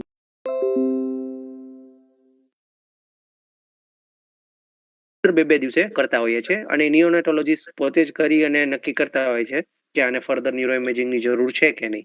જ્યારે અમારી જરૂરિયાત પડતી હોય તો અમે એવા કિસ્સામાં અમને જરૂર લાગે તો જ અમે CT સ્કેન એડવાઇસ કરીએ, કારણ કે CT સ્કેન છે એ સસ્તું છે પણ 100 એક્સરે જેટલો એક્સપોઝર મળે. એટલે we don't know right now કે આવડા પ્રીટર્મ બાળકમાં આટલો એક્સપોઝર ફ્યુચર માટે હિતાવ છે કે નથી. એટલે બને ત્યાં લગીને અમે અવોઇડ કરી અને MRI કરવાનું જ ભલામણ કરતા હોય છે, જે થોડું ખર્ચાળ છે અને ટાઈમ કન્ઝ્યુમિંગ છે. એટલે નિયોનેટોલોજીસ્ટ જો એગ્રી થાય કે ના આની તબિયત એટલી સારી છે કે આપણે એને MRI માટે લઈ જઈ શકીએ એમ છે, તો જ અમે MRI પ્રીટર્મ બાળકમાં HI કે ઇનબોર્ન એરર ઓફ મેટાબોલિઝમ છે એના માટે કરાવતા હોઈએ છીએ. અધરવાઇઝ એને અવોઇડ કરતા હોઈએ છીએ, બરાબર. CT scan urgently haemorrhagic disease of newborn, એટલે કે મગજમાં હેમરેજ છે અને આપણને થોડીક ડિટેલ જોઈએ છે કે આની સર્જરી કરવા લાયક છે કે નથી, અને પ્રોગ્નોસિસ માટે તો urgently CT scan. Otherwise MRI brain, અને MRI બ્રેનનું બીજું મહત્વનું પાસું એ છે કે MRI ની કોઈ ઉતાવળ નથી હોતી. જો તમે હાઇપોક્સિક ઇસ્ચેમિક એન્કેફેલોપેથી સસ્પેક્ટ કરતા હો તો ideal time is between 2 to 8 days, કારણ કે આપણી પાસે જે અત્યારના ફેસિલિટી MRI માં છે all over the world A 1.5 tesla છે, એનાથી 0.5 નીચે કહેવાય છે અને 3 ટેસ્લા ઉપર. બાય એન્ડ લાર્જ આપણને ડિફ્યુઝ વેટેડ ઇમેજ અને SWI, જેને સિક્વન્સ વેટેડ ઇમેજ કહીએ, એનાથી આપણે ખાસ કરીને HI અને હેમરેજ નથી એ બંને જાણી શકીએ, CTની જરૂરિયાત નથી રહેતી, બરાબર. તો એ MRI છે આપણે 2 થી 8 દિવસની વચ્ચે નિયોનેટોલોજીસ્ટ કે ના હવે આની સ્ટેબલ થઈ છે, આપણે નિદાન માટે જરૂરી છે, તો અમે એને MRI સજેસ્ટ કરતા હોઈએ છીએ અને કરાવતા હોઈએ છીએ. તો ન્યુરો ઇમેજિંગમાં સમરાઇઝ કરીએ તો સોનોગ્રાફીનું ખૂબ જ મહત્વ છે. હું કહીશ કે 98% વસ્તુ છે આપણને સોનોગ્રાફીથી ખ્યાલ આવી જાય. 2% માટે આપણે CT કે MRI ઉપર નિર્ભર રહીએ છીએ. રાઈટ. અને હવે સદનસીબે જે લેવલ 3 NICU છે એમાં બેડસાઇડ ન્યુરોસોનોગ્રામ, બેડસાઇડ સોનોગ્રાફી, આ બધી જે ફેસિલિટીઝ જેમ જેમ વધતી જાય છે તેમ મોનિટરિંગ વધારે સારું થતું જાય છે અને ઘણું જલ્દી પિકઅપ પણ થાય છે અને ઘણું જલ્દી આપણે એની કેરમાં પણ આપણે એમાં સુધારા લઈ આવી શકીએ છીએ. રાઈટ ધવલભાઈ. ડિસ્કશનને આગળ વધારીએ તો થોડુંક આપણે બેક ડાયરેક્શનમાં જશું, કારણ કે ડોક્ટર નિધિ એક ઇમરજન્સીમાં હતા અને સિલ્વિયા થેન્કફુલ કે નિધિબેન તમે અમને ડિસ્કશન ઇન્સ્પાયર ઓફ ઇમરજન્સી. તો આપને નિધિબેન હું પૂછું કે કઈ કઈ પરિસ્થિતિઓ કે કયા કિસ્સામાં એક પ્રીટર્મ બાળક જન્મશે એવી શક્યતાઓ હોય છે એવું આપ કહી શકો એઝ અ ગાયનેકોલોજિસ્ટ? ગાયનેકમાં એક બહુ મૂળભૂત સિદ્ધાંત છે જે અમને આમ ગળથૂથીમાં પાવામાં આવ્યો હોય એવું કહી શકાય કે હિસ્ટ્રી રિપીટ્સ ઇટસેલ્ફ. એટલે જેને પહેલી ડિલિવરીમાં પ્રીટર્મ ડિલિવરી થઈ હોય પહેલી પ્રેગ્નન્સી વખતે એ લોકોએ ખાસ કાળજી રાખવાની, કારણ કે આ ફરી થવાની શક્યતા વધારે હોય. બીજી વસ્તુ જોઈએ તો અત્યારે ટ્વિન્સ ને બધું આઈવીએફ એઆરટી ના કારણે ટ્વિન્સ ટ્રિપ્લેટ્સ ના ચાન્સીસ વધી રહ્યા છે. એટલે કોઈ પણ કારણોસર જો ગર્ભાશયનું ઓવર ડિસ્ટેન્શન થાય, એટલે જરૂર કરતા વધારે મોટું થાય ગર્ભાશય, તો એના કારણે પણ પ્રીટર્મ ડિલિવરી થઈ શકે. બીજું એક છે કે ઘણીવાર કોઈ કારણોસર પાણી વધારે હોય, ગર્ભજળ જે આપણે કહીએ કે પોલીહાઇડ્રોએમનિયોસની સિચ્યુએશન હોય, તો એમાં પ્રીટર્મ ડિલિવરી થઈ શકે. બીજું છે કે તમારું સર્વાઇકલ કોઈ ઇશ્યુ હોય કે સર્વાઇકલ લેન્થ ઓછી હોય, સર્વિક્સ એટલે ગર્ભાશયનું મુખ, જો એ કન્જનાઇટલી એટલે જન્મજાત સર્વિક્સ નાનું હોય અથવા કોઈ સર્જરી થઈ અથવા કુદરતી સર્વિક્સ થોડું નબળું હોય, તો જેમ બાળકનું વજન વધતું જાય એમ એ વજન ઝીલી ના શકે અને રસ્તો ખુલી જાય, એના કારણે પણ પ્રીટર્મ લેબર થઈ શકે. બીજી એક મહત્વની વાત કરીએ તો આજકાલના સામાજિક જે રીત રિવાજો છે એમાં આજકાલ ફિમેલ્સમાં બી સ્મોકિંગ, આલ્કોહોલ એ બધા વ્યસન વધી રહ્યા છે, તો એના કારણે જે ઇલિસિટ સબસ્ટન્સ યુઝ છે એના કારણે પણ પ્રીટર્મ લેબર પેન્સ અમે ઘણીવાર જોતા હોઈએ છીએ. જોકે આપણા સમાજમાં થોડું હજી એનું પ્રમાણ ઓછું છે, અબ્રોડ આવા ઘણા બધા કિસ્સાઓ જોવા મળતા હોય છે. પ્લસ ઇન્ફેક્શન્સ, ઘણીવાર રિકરન્ટ યુટીઆઈ, પ્રેગ્નન્સીમાં જ્યારે યુરિનરી ઇન્ફેક્શન થાય તો એનો એક જ ડ્રોબેક છે કે ઘણીવાર સિમ્ટમ્સ હોતા નથી પેશન્ટને, એટલે રિપોર્ટ કરાવીએ તો જ ખબર પડે. એટલે એસિમ્પ્ટોમેટિક ઇન્ફેક્શન્સ વારે વારે થયા કરે તો એના કારણે પણ ઇન્ફેક્શનના કારણે ગર્ભાશયનું મુખ ખુલી જતું હોય છે. અને ત્યારબાદ હવે ઘણા બધા લાઇફસ્ટાઇલ ડિઝીઝીસ આવવા માંડ્યા છે. ઘણા બધા ફિમેલ્સ અમારી પાસે આવે છે જે લેટ મેરેજ, લેટ પ્રેગ્નન્સી, એને કારણે જે પ્રેગ્નન્સી છે એ ડાયાબિટીસ, બ્લડ પ્રેશર એવા મેડિકલ કોમ્પ્લિકેશન સાથે હોય છે. તો આવા બધા કિસ્સાઓમાં પ્રીટર્મ ડિલિવરીના ચાન્સીસ વધારે રહેતા હોય છે નોર્મલ કરતા. Right, very true. નિધિબેન, તો આઈડિયલ સિનેરિયોમાં કોઈ પણ માતાને પ્રીટર્મ ન થાય અને નોર્મલ સમયે જ બાળકનો જન્મ થાય, એના માટે શું શું એમણે કાળજીઓ કે તકેદારી લેવી પડતી હોય? સૌથી મહત્વની વાત આનંદભાઈ એ છે કે ઘણીવાર અમારી પાસે પેશન્ટ્સ બહુ લેટ આવતા હોય છે. નિયમિત બતાવવા આવે પણ જ્યારે પેઇન શરૂ થાય તો ઘણીવાર ઇગ્નોર થતું હોય છે. સાસુ એમ કે આ તો નોર્મલ છે, થયા કરે, તું તો કઈ સમજતી નથી. એટલે જે આપણો ગોલ્ડન પીરિયડ છે એ ઘણીવાર અમે ગુમાવી દેતા હોઈએ છીએ. એટલે ખાસ ઇમ્પોર્ટન્ટ વસ્તુ એ છે કે રેગ્યુલર નિયમિત એન્ટીનેટલ ચેકઅપ માટે આવવું. પેશન્ટની અમે 2 સોનોગ્રાફી યુઝ્યુઅલી એક્સપર્ટ સોનોગ્રાફી કરાવતા હોઈએ. 3જા મહિને બાળકના જે અર્લી ખોડખાપણ હોય, એનેન્કેફેલી છે અથવા સ્પાઇના બાઇફિડા છે, બધું જોવા માટે. એની સાથે અમે રેડિયોલોજીસ્ટને ઇન્સિસ્ટ કરતા હોય છે કે ગર્ભાશયનું મુખનું બી મેઝરમેન્ટ લે, સર્વાઇકલ લેન્થ બી મેઝર કરે, જેથી જે રિસ્ક પોપ્યુલેશન છે એને અમે ટાર્ગેટ કરી શકીએ, અમે ઇઝીલી પકડી શકીએ કે આ પ્રેગ્નન્સી હાઈ રિસ્ક છે. તો એને બચવા માટે ઘણીવાર અમે ગર્ભાશયના મુખ પર ટાંકો લઈ લઈએ, જેથી ગર્ભાશય થોડું વજન ઝીલી શકે. ટાંકાના બી અલગ અલગ પ્રકાર હોય, એટલે પેશન્ટની હિસ્ટ્રી પ્રમાણે આપણે ડિસાઇડ કરી શકીએ. બીજું અમુક જે આપણે લેમેન લેંગ્વેજમાં કહીએ કે ઠંડકની દવાઓ, અથવા આપણી મેડિકલ લેંગ્વેજમાં પ્રોજેસ્ટ્રોન સપ્લિમેન્ટેશન થોડું આપીએ તો અમુક સ્ટડીઝ એવું કહે છે કે આપણે પ્રીટર્મ લેબરથી બચી શકાય છે. અને ખાસ કરીને આપણે જે સબસ્ટન્સ એબ્યુઝની વાત કરી, એવા કોઈ પેશન્ટ હોય તો એમને એટલીસ્ટ પ્રી કન્સેપ્શનલી પ્રેગ્નન્સી પ્લાન કરતા પહેલા અને પ્રેગ્નન્સીના 9 મહિના અને બ્રેસ્ટ ફીડિંગ સુધી એ લોકો આ બધી સબસ્ટેન્સીસથી દૂર રહે. પ્લસ ખોરાકનું ધ્યાન રાખે, હેલ્ધી ડાયટ લે, કોઈ તકલીફ થાય તો તાત્કાલિક પહોંચી જાય, અને જરૂર પડે તો આવી રીતે જો ઇન્ફેક્શન્સ કેવું થતું હોય તો બાળક માટે જે સેફ એન્ટીબાયોટિક તમારા ગાયનેકોલોજીસ્ટ પ્રિસ્ક્રાઇબ કરે એ નિશંકપણે લે. મોસ્ટલી એવું થતું હોય કે અમે લખી આપીએ પણ ઘરે એ લોકોને હંમેશા at the back of the mind એવો ડર રહેતો હોય કે આ એન્ટીબાયોટિક છે, મારા બાળક પર કોઈ આડઅસર કે એવું નહીં કરે, એટલે એ લોકો પ્રિવેન્ટ કરતા હોય. ને એના કારણે જે ઇન્ફેક્શન્સ હોય ઘણીવાર વકરી જતા હોય, અથવા યુરિનરી ટ્રેક્ટ ઇન્ફેક્શન છે કે એમ્નિયોનાઇટિસ ક્રિએટ કરતા હોય, એટલે આપણે પછી કોરિયોએમ્નિયોનાઇટિસના કારણે કે ગર્ભાશયનું મુખ ખુલી જાય, પાણી પડી જાય, એવી સિચ્યુએશન અરાઇઝ થતી હોય છે. અને આપણા સોફાર જો હું સાચો હોઉં તો આપણા ઇન્ડિયન કોન્ટેક્સ્ટમાં ઇન્ફેક્શન્સ, ખાસ કરીને યુરિનરી ઇન્ફેક્શન્સ બહુ જ મુખ્ય કારણ હોય છે કે જે બહુ જ કોમન હોય છે માતાઓમાં, અને જેના કોઈ બીજા લક્ષણો પણ હોતા નથી. એટલે ઇટ ઇઝ વેરી ઇમ્પોર્ટન્ટ કે કોઈ પણ દવા કે એન્ટીબાયોટિક કે જે કંઈ પણ જે ગાયનેકોલોજીસ્ટ પ્રિસ્ક્રાઇબ કરે છે એને સરખી રીતે પૂરી કરવામાં આવે તો એનું આ જે કારણ છે એને કારણે પ્રીટર્મ જન્મમાં બાળક જાય નહીં એ પરિસ્થિતિમાં. આ બધું કરવા છતાં પણ માતા જો પ્રીટર્મ લેબરમાં જાય જી તો તેમણે શું ધ્યાન રાખવું અને કઈ રીતે આગળ પછી વધવું? પ્રીટર્મ લેબર પેન સાથે જેવી સિમ્ટમ્સ થાય, યુઝ્યુઅલી થોડું બેક એક, નીચે પેડુના ભાગમાં દુખાવો, ઘણીવાર પાણી પડી જવું, આ બધા સિમ્ટમ્સ થાય, આવા લક્ષણો હોય તો માતાએ તાત્કાલિક હોસ્પિટલ પહોંચવું, જ્યાં એનું ડિસિઝન મેકિંગ આપણે થઈ શકે. આવા સિચ્યુએશનમાં આપણે બે પ્રકારના કેસીસ હોય છે. એકમાં કોન્ટ્રાક્શન શરૂ થયા હોય, એટલે કે દુખાવો શરૂ થયો હોય પણ ગર્ભાશયનું મુખ ખુલ્યું હોતું નથી, એ એક કેટેગરી છે. બીજી કેટેગરી એવી છે કે ગર્ભાશયનું મુખ ખુલી ગયું હોય અને પાણી પણ પડી ગયું હોય. આ બંને કેટેગરીનું મેનેજમેન્ટ ઓવરઓલ અલગ થઈ જાય છે. જ્યારે મુખ ખુલ્યું નથી ત્યારે આપણી પાસે સમય છે થોડો, એટલે આપણે ગર્ભાશયને શાંત પાડવાની દવાઓ, ઇન્જેક્શન આપી શકીએ. અને એની સાથે સૌથી મહત્વનું એન્ટીનેટલ સ્ટીરોઇડ્સ જે છે, બીટામિથાઝોન નામની એક ઇન્જેક્શન આવે છે, જે અમે 2 ડોઝીસમાં આપતા હોય છે. એક ડોઝ આજે આપીએ તો બીજો ડોઝ 24 કલાક પછી રિપીટ કરતા હોય છે.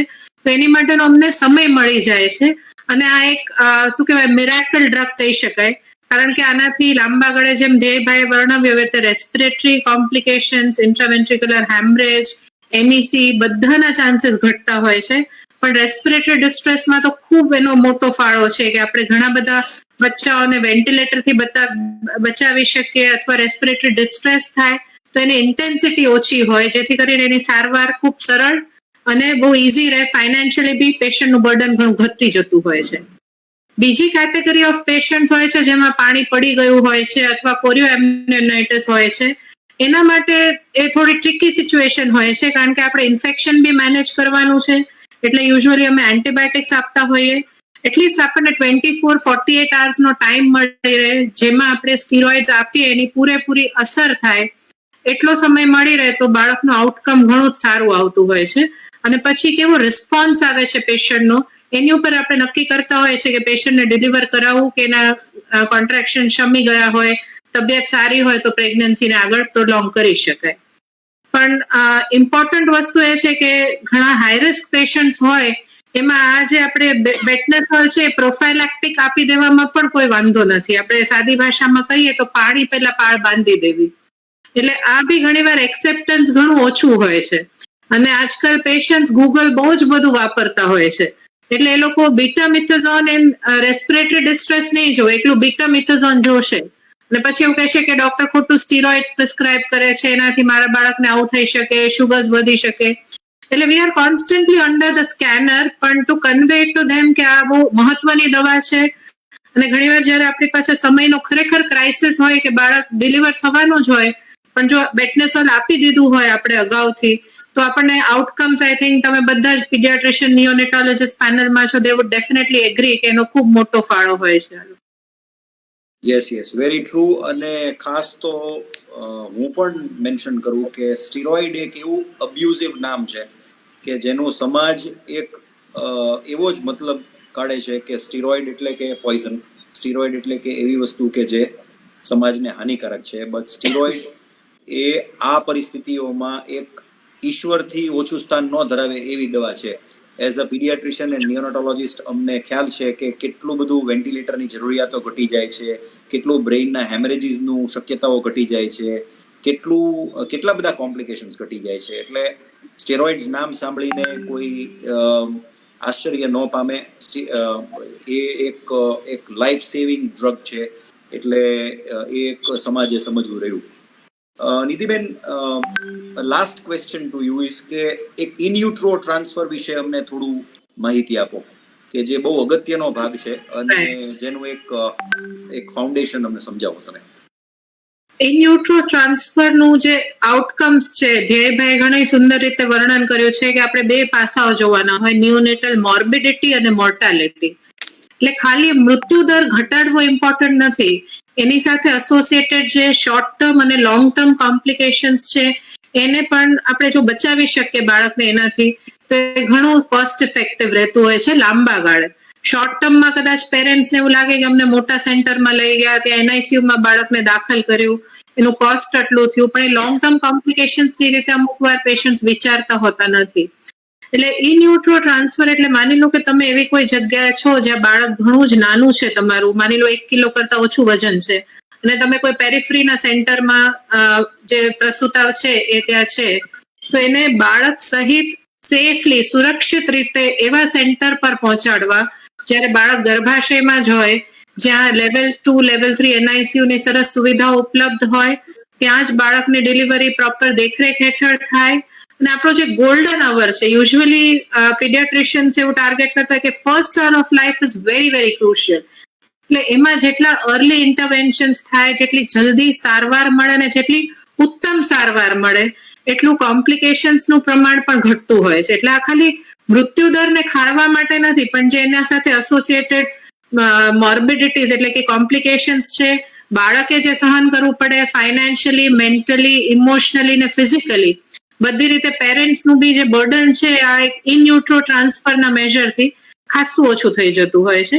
પણ આમાં 2 વસ્તુ ખાસ અશ્યોર કરવાની કે ત્યાં સામે તમારું રિસીવિંગ એન્ડ પર તમારા નિયોનેટોલોજિસ્ટ અને ગાયનેકોલોજિસ્ટ રેડી હોવા જોઈએ. અને ફર્સ્ટ જે મધરનો ટ્રાન્સપોર્ટ છે એકદમ સુરક્ષિત હોવું જોઈએ, કારણ કે રસ્તામાં ડિલિવરી થશે તો ખૂબ બધા કોમ્પ્લિકેશન્સ ઊભા થશે. કારણ કે તમે નાનું નવજાત શિશુ જે અધૂરા માસે જન્મેલું છે એને રસ્તામાં કોઈ પ્રોપર સારવાર નહીં આપી શકો. એટલે પેશન્ટ ત્યાંથી નીકળે ત્યારે કમ્યુનિકેશનની જે ચેનલ છે એ પ્રોપર ગોઠવાયેલી હોવી જોઈએ. પેશન્ટે ક્યાં પહોંચવાનું છે, ત્યાં પીડિયાટ્રિશિયન કોણ હાજર રહેશે, આખી એક ચેનલનો ફ્લો પ્રોપર હોવો જોઈએ, તો આપણને એકચ્યુઅલી ઇન યુટ્રો ટ્રાન્સફરનો પૂરેપૂરો બેનિફિટ પ્રાપ્ત થઈ શકે. રાઈટ નિધિબેન, એટલે આમ એક સાવ સરળ ભાષામાં આપણે કહીએ તો માના ગર્ભ જેટલી સુરક્ષિત દુનિયામાં કોઈ જગ્યા નથી. અને પણ આપણે યોગ્ય તકેદારીઓ લઈને એમના ગર્ભમાં જ બાળકને સારા ICUમાં પહોંચે એવી રીતે ટ્રાન્સફર કરીએ તો એનાથી વધારે ઉત્તમ નવજાત બાળક માટે બીજી પરિસ્થિતિ હોય નહીં. Thank you નિધિબેન. મૂવિંગ ફોરવર્ડ, હું કૌશલભાઈ તરફ ડિસ્કશન થોડું લઈ આવીશ. કૌશલભાઈ, ધવલ સર અને ધ્યેયભાઈએ જે આપણને બધી એક વિવિધ કોમ્પ્લિકેશન્સ અને વિવિધ ચેલેન્જીસ જે આપણે અધૂરાપણાના બાળકોને આપણે જોઈએ એ વર્ણવી, તો એમાંના અમુકમાં તમારો બહુ ક્રિટિકલ રોલ છે. તો અમને પહેલા એ સમજાવો કે અર્લી ઇન્ટરવેન્શન જે આપ કહેતા હો છો કે જેટલું બને તેટલું વહેલું આપણે નવજાત એ અધૂરાપણાના બાળકને ઇન્ટરવેન્શન કરવું જોઈએ, એનો મતલબ શું છે અને આમાં તમારો રોલ શું છે અર્લી ઇન્ટરવેન્શનમાં? પહેલા જોઈએ તો અર્લી ઇન્ટરવેન્શન એટલે શું, કે અર્લી ઇન્ટરવેન્શન એટલે એક ટીમ એપ્રોચ છે કે બને એટલું વહેલું થેરાપી શરૂ કરવી. અને થેરાપિસ્ટ પોઈન્ટ ઓફ વ્યૂ હું એવું કહું કે જે દિવસથી બાળકને પ્રોબ્લેમ ડિટેક્ટ થાય એ દિવસથી જ બાળકની ટ્રીટમેન્ટ શરૂ કરી દેવી. હવે એની અંદર મેઇન ફિઝિયોથેરાપિસ્ટનો કે એઝ અ થેરાપિસ્ટનો રોલ આવે એ આવે ડેવલપમેન્ટલ ડિલે, એટલે development point of view, feeding point of view અને પોઝિશનિંગ પોઈન્ટ ઓફ વ્યૂ.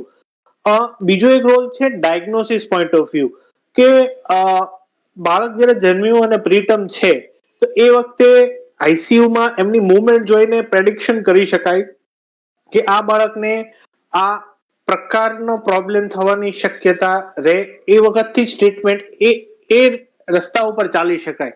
જેમ કે જનરલ મૂવમેન્ટ છે, અમુક પ્રકારની જનરલ મૂવમેન્ટ કહી શકે કે બાળકને પગમાં કદાચ ટાઇટનેસ આવી શકે, કે એક હાથમાં આવી શકે, કે આખા બોડીમાં આવી શકે, તો એ ટ્રીટમેન્ટ એ વખતથી જ શરૂ કરી શકાય.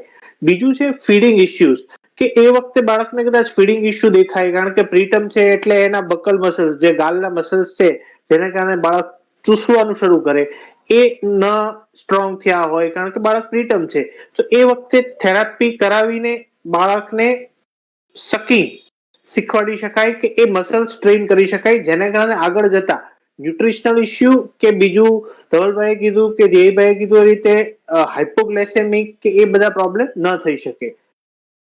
એ વાત થઈ અર્લી ઇન્ટરવેન્શનની. રાઈટ. કૌશલભાઈ, અર્લી ઇન્ટરવેન્શન આપણે કેટલું વહેલું શરૂ કરી શકીએ અને કેટલું વહેલું શરૂ કરવું જોઈએ, અને તેના માટે તમારા ક્લિનિક ઉપર આવવું જ પડે?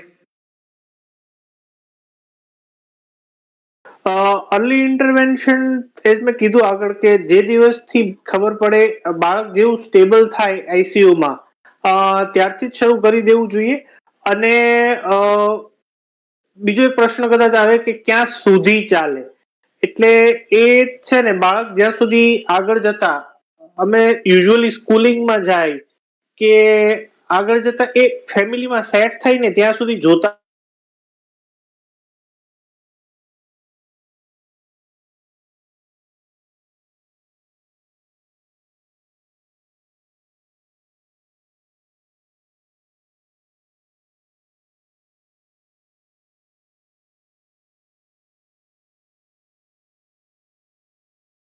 હેલો.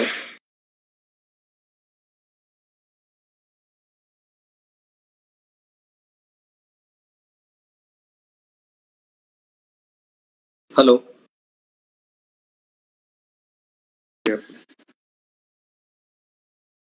કૌશલભાઈ અનફોર્ચ્યુનેટલી ડિસ્કનેક્ટ થયા છે. We'll wait for some time.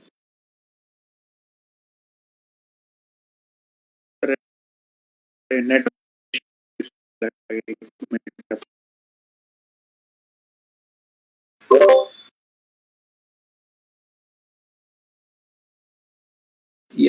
કૌશલભાઈ unfortunately disconnect થઈ ગયા છે, but we will continue for some time. ધ્યેયભાઈ, તમને એક બહુ જ મહત્વનો પ્રશ્ન મારે પૂછવાનો છે.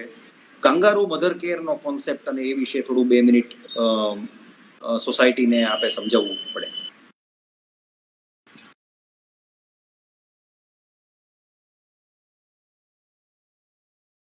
ચોક્કસ sir. Sir, this is very near to my heart topic. એમ કે બેઝિકલી સર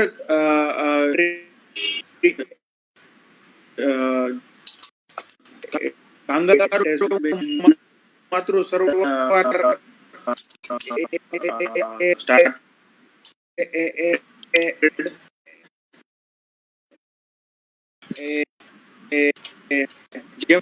આપણે ગણેશ સર જોઈએ છીએ કે કાંગારૂ બાળકને મોટું કરતા હોય છે. વિડીયો તેઓ જોશે તો આપણે સર હતપ્રભ થઈ જઈએ કે ગર્ભાશયમાંથી બહાર આવી જતું હોય છે તે હોય છે. અને ફક્ત ગર્ભામાં દ્વારા જેમ ઈંડામાંથી માતા કાંગારૂ ધાવણ મોટું થતું હોય છે. સ્ટેમ થઈ જતા હોય છે. ફક્ત સરોવર એ એક પ્રૂફ કહી શકાય કે આપણે માતાની છાતીએ બાળક અને બાળક માતાના સંપર્કમાં હોય ત્યારબાદ તેને કવર કરવામાં આવે કપડા દ્વારા. અને આમ કાંગારૂ મધર કેરનો છે કે દિવસના એટલીસ્ટ 12 કલાકથી વધારે કાંગારૂ સારવાર જો માતા આપી શકે, સ્પેસિફિકલી અધૂરા મહિના માતાના શરીરનો ગર્ભાવો બાળકના શરીરને મળે અને બાળકનું શરીર ગરમ રહે, માતાને ધાવણનો સ્ત્રાવ વધે અને ફક્ત માતાના દૂધ પર રાખી શકાય, તે બીજો ફાયદો. બાળકને થતો ત્રીજો ફાયદો કે બાળકને ઇન્ફેક્ટ ચાન્સ ઓછા થઈ જતા હોય. 60% ઇવન મોર્ટાલિટી પણ ઘટે છે, તેવું પણ ઘણા સ્ટડીઝ કહે છે કે એટલીસ્ટ 30 થી 40% મોર્ટાલિટી ઘટે છે.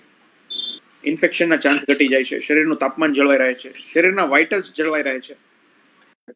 એ સર જેમ કૌશલભાઈએ કીધું કે અર્લી ઇન્ટરવેન્શન કેટલું જલ્દી ચાલુ કરવું, તો કે પહેલા દિવસથી ચાલુ કરી શકાય, તે રીતનું કાંગારૂ માતૃ સારવાર એક અર્લી ઇન્ટરવેન્શનનો પાર્ટ છે, જેમાં જો બાળક માતાને ચોંટેલું રહે તો માતાના દિલની ધડકનો સાંભળે, એ પણ એના કાનને એક અર્લી ઇન્ટરવેન્શન ગણી શકાય. માતાના ધાવણનું બાળક સુગંધ લે તે તેના નાક માટે એક અર્લી ઇન્ટરવેન્શન ગણી શકાય. ગુડ બાળકને સર એક 2 મિનિટ લઉં તો NICU અંદર 2 પ્રકારના ટચ થતા હોય છે. આપણે એ ખૂબ જ નિગ્લેક્ટેડ પાર્ટ હોય છે પણ ખૂબ જ ઇમ્પોર્ટન્ટ NICU માં હોય કે તો પેઇન થાય છે. પણ અમે જ્યારે પીડિયાટ્રિશિયન કેટલીક પ્રોસિજરો એવી કરવી પડતી હોય છે જે બાળકને પેઇનફુલ હોય છે, જેમ કે બાળકને IV મૂકવા, બાળકને મોઢાની નળી મૂકવી. તો આ બધા પેઇન અનુભવો બાળક માટે ખૂબ જ, જેમ ધવલભાઈએ કીધું કે એસ્પેશિયલી જ્યારે તે વહેલું આવી ગયું હોય ત્યારે ખૂબ જ ગ્રાસ્પિંગ ફેઝમાં હોય, તો આ અનુભવો બાળકને એક બેડ ટચના સ્વરૂપમાં યાદ રહેતા હોય છે. અસર શું હોય, ઇવન ADHD ને એના લીધે થતું હોય કે ધેટ વી ડોન્ટ નો. જેમ બેડ ટચ છે તેવી રીતે ગુડ ટચ પણ બાળક માટે જરૂર. It is a kind of a good touch કે બાળક માના છાતી પાસે ચોટ બાળક કરવું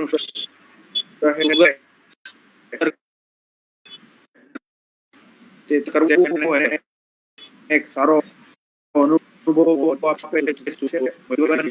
કેટલાક રસ સ્ટડી હવે તો સર ફૂલ ટર્મ બાળકોમાં એક સ્ટડી એવો છે કે ફૂલ ટર્મ બાળક સર કાંગારૂ માતૃ સારવાર એ ખૂબ જ ઇમ્પોર્ટન્ટ સારવાર છે અને એનું એસ્પેશિયલી